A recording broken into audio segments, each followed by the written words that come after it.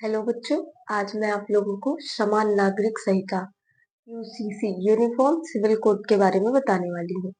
Current में ये बहुत ही चर्चा में है और अभी एग्जाम में ये पूछा भी जा सकता है या किसी का इंटरव्यू है तो इंटरव्यू में भी क्वेश्चन किया जा सकता है क्योंकि ये अभी करंट में चर्चा में चल रहा है। तो सबसे पहले अपन जान लेते हैं कि ये समान नागरिक संहिता को अपने विधि आयोग द्वारा क्या कहा गया।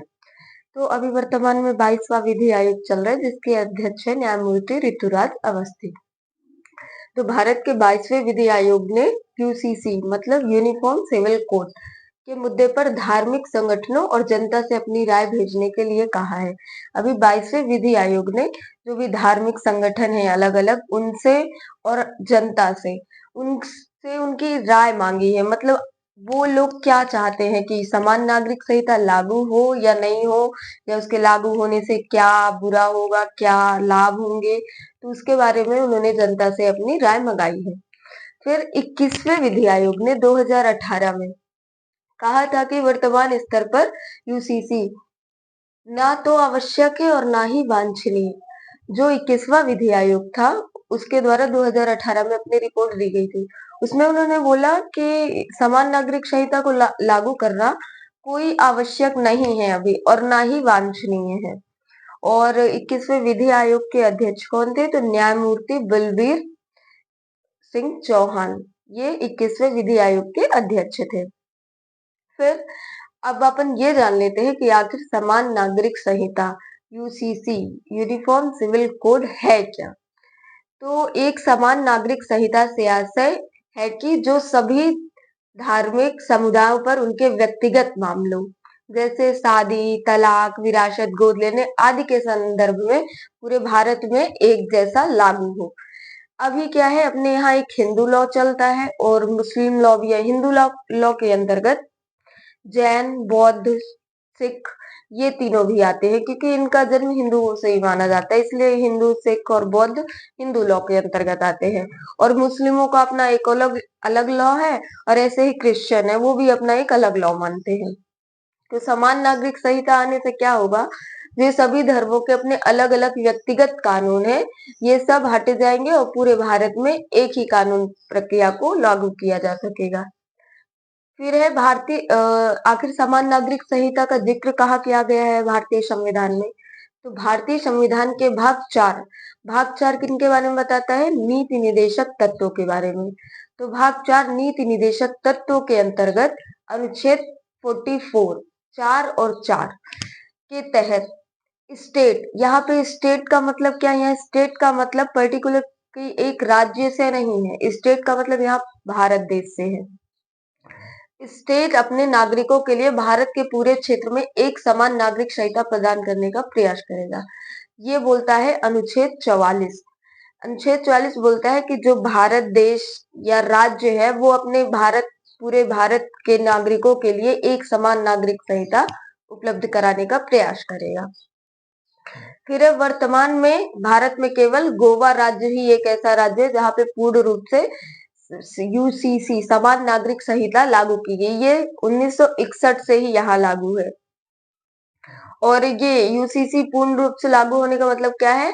कुछ सीमित अधिकारों की रक्षा करते हुए धर्म की परवाह किए बिना सभी पर लागू होता है। मतलब किसी भी धर्म की परवाह नहीं की जाती कि ये मुस्लिम है, ये सिख है, ये हिंदू है, ये ईसाई है, ये बौद्ध है, ये जैन है, वहां पे वो सभी धर्मों के लिए एक समान लागू होता है। फिर है यूसीसी की उत्पत्ति। यूसीसी की उत्पत्ति मतलब यूनिफॉर्म सिविल कोड की उत्पत्ति आखिर हुई कहाँ से है? तो यूसीसी की उत्पत्ति को औपनिवेशिक भारत में ब्रिटिश सरकार द्वारा 1835 में प्रस्तुत एक रिपोर्ट से जोड़कर देखा जा सकता है। 1835 में ब्रिटिश सरकार द्वारा एक रिपोर्ट प्रस्तुत की गई थी जिसमें यूसीसी से जुड़ी, यूनिफॉर्म सिविल कोड से जुड़ी कुछ बातें थी। उनमें क्या था? इस रिपोर्ट में अपराधों, सबूतों और अनुबंधों से संबंधित भारतीय कानून के संहिताकरण में एकरूपता की आवश्यकता पर बल दिया गया। मतलब यहाँ पे किसमें एकरूपता लाने की कोशिश की गई? जो अपराध होते थे और या उनके खिलाफ जो सबूत जुटाए जाते थे, कोई भी अनुबंध, कॉन्ट्रैक्ट वगैरह होते थे, उनके लिए एक संहिताकरण कानूनों को बना के संहिताकरण मतलब कोडिफिकेशन करने का प्रयास किया गया और मतलब ऐसा प्रयास किया गया कि सारे कानून जितने भी अपराध हैं या कुछ भी अनुबंध से रिलेटेड या सबूत कुछ भी, वो सभी के ऊपर समान रूप से लागू हो, एक जैसे हो। तो उसके लिए बल दिया गया। फिर हालांकि इसके तहत हिंदुओं और मुसलमानों के व्यक्तिगत कानूनों को इस तरह के संहिताकरण के बाहर रखे जाने की सिफारिश की गई। मतलब अपराधों के लिए तो एक रूपता लाने की कोशिश की गई कानून बनाने में, लेकिन जो हिंदू व्यक्तिगत लॉ था और मुस्लिम व्यक्तिगत लॉ था, इनको इस संहिताकरण से दूर ही रखा गया, क्योंकि पहले धर्म कुछ ज्यादा ही और ज्यादा प्रचलन में था, कोई अपने धर्म के खिलाफ कैसे जाएगा। फिर है इस दौरान व्यक्तिगत मुद्दों से निपटने वाले कानूनों में वृद्धि को देखते हुए ब्रिटिश सरकार ने वर्ष 1941 में हिंदू कानून को संहिताबद्ध करने हेतु बी.एन. राव समिति को गठित किया। क्या हुआ था इस टाइम पे, जैसे अब हिंदू व्यक्तिगत लॉ है, मुस्लिम व्यक्तिगत लॉ है, तो यहाँ सभी लोगों के अपने व्यक्तिगत मतलब मुद्दे बहुत ज्यादा बढ़ते गए। मतलब व्यक्तिगत मुद्दे कैसे, मतलब किसी का विवाह से रिलेटेड, किसी का तलाक से रिलेटेड, जायदाद से रिलेटेड, कुछ भी, मतलब उनके जो व्यक्तिगत मुद्दे थे वो बढ़ते चले गए। तो इस तरह से इतने सारे कानून बनाना कठिन था। तो इसलिए इनसे बहुत ज्यादा मुद्दों से निपटने के लिए ब्रिटिश सरकार ने क्या किया, 1941 में हिंदू कानून को भी एक संहिताबद्ध मतलब कोडिफिकेशन उनका भी करने के लिए बी.एन. राव समिति का गठन किया। फिर हिंदू कानून समिति का कार्य सामान्य हिंदू कानूनों की आवश्यकता के प्रश्न की जांच करना था। मतलब ये जो समिति बनाई गई थी हिंदू कानून समिति, इसका कार्य क्या था? इसका कार्य ये था कि जो भी हिंदू कानून है उसकी आवश्यकता है कि नहीं है, इसके प्रश्न की जांच करना था। समिति ने शास्त्रों के अनुसार एक संहिताबद्ध हिंदू कानून की सिफारिश की। मतलब जो समिति थी उसने अपने हिंदू ग्रंथों शास्त्रों को पढ़ा, उसके आधार पर एक कानून तैयार करने की, हिंदू कानून को संहिताबद्ध करने की कोशिश की, सिफारिश की, जिसमें महिलाओं को समान अधिकार देने का प्रावधान रखा गया। मतलब उसमें यह प्रावधान किया गया कि महिला हो या पुरुष सबको समान अधिकार प्राप्त होंगे। फिर इस समिति द्वारा वर्ष 1937 के अधिनियम की समीक्षा की गई तथा समिति ने हिंदुओं के विवाह एवं उत्तराधिकार की नागरिक संहिता की सिफारिश की।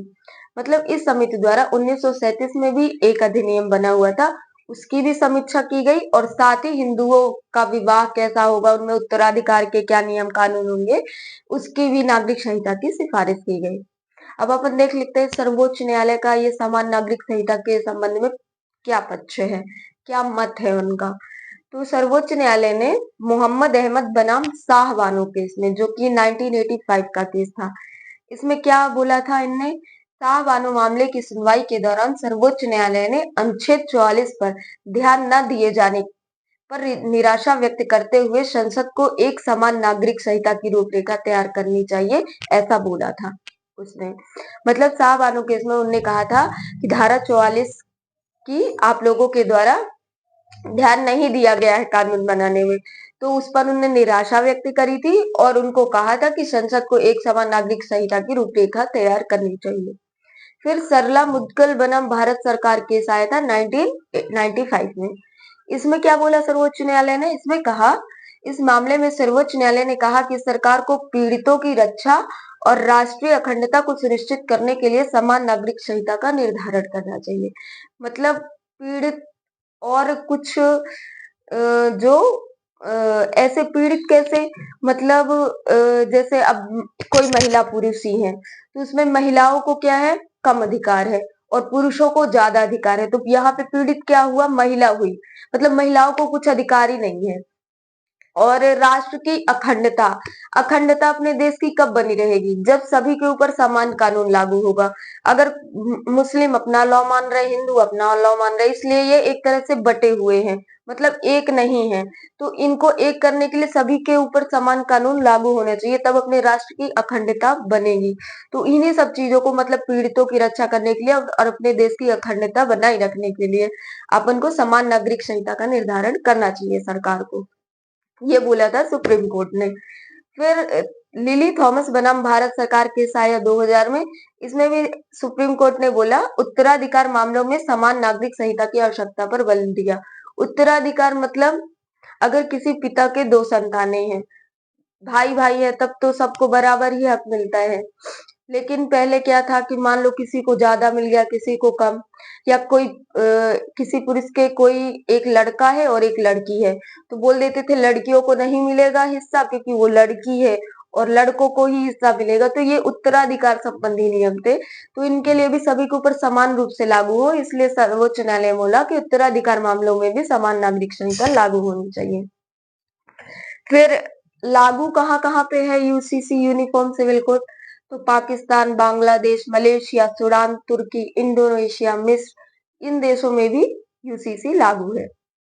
अब अपन देख लेते हैं कि इसके पक्ष में अपन क्या तर्क लोगों ने दिए हैं यूनिफॉर्म सिविल कोड के संबंध में। यह लैंगिक समानता को बढ़ावा देने देता है। मतलब लैंगिक समानता को कैसे बढ़ावा देगा? क्योंकि सभी के ऊपर समान कानून लागू होगा, चाहे वो महिला हो चाहे पुरुष हो।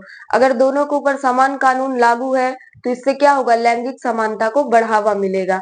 स्त्रियां कमजोर नहीं रहेंगी, वो भी आगे बढ़ सकेंगी। फिर है धर्म के आधार पर भेदभाव को कम करता है। मतलब फिर कोई धर्म के आधार पर किसी के साथ भेदभाव नहीं कर सकेगा, क्योंकि पूरे भारत में एक ही कानून होगा। तो किसी का कोई धर्म के आधार पर कोई एक दूसरे से कि मुस्लिम, हिंदू, सिख, ईसाई, इनसे कोई भी भेदभाव नहीं हो पाएगा। फिर कानूनी प्रणाली को सरल करने में मदद मिलेगी। अब कानूनी प्रणाली कैसे सरल होगी? अभी क्योंकि बहुत सारे लॉ हैं, व्यक्तिगत लॉ, हिंदू लॉ, मुस्लिम लॉ, क्रिश्चियन लॉ, बहुत सारे लॉ हैं, जिसके चलते सुप्रीम कोर्ट के पास कई फैसले अटके पड़े हैं, वो नहीं सुलझ पा रहे हैं। लेकिन अगर समान नागरिक संहिता लागू हो जाएगी तो कानूनी प्रक्रिया सरल हो जाएगी।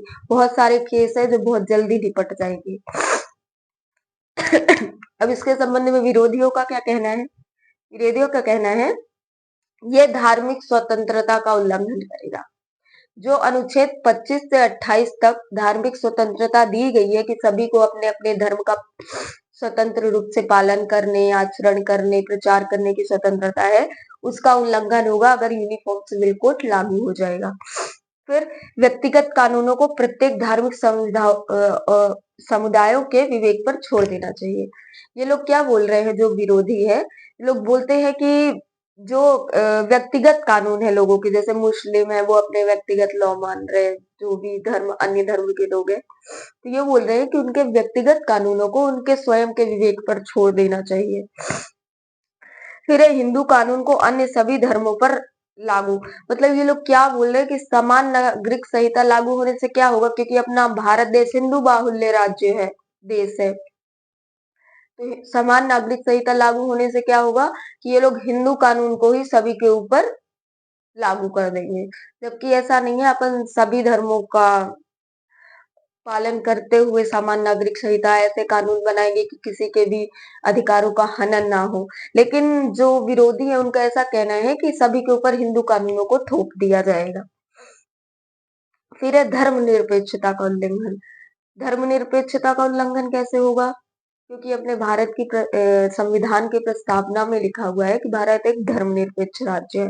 मतलब भारत सभी धर्मों को मानता है, किसी भी धर्म की अवमानना नहीं करता।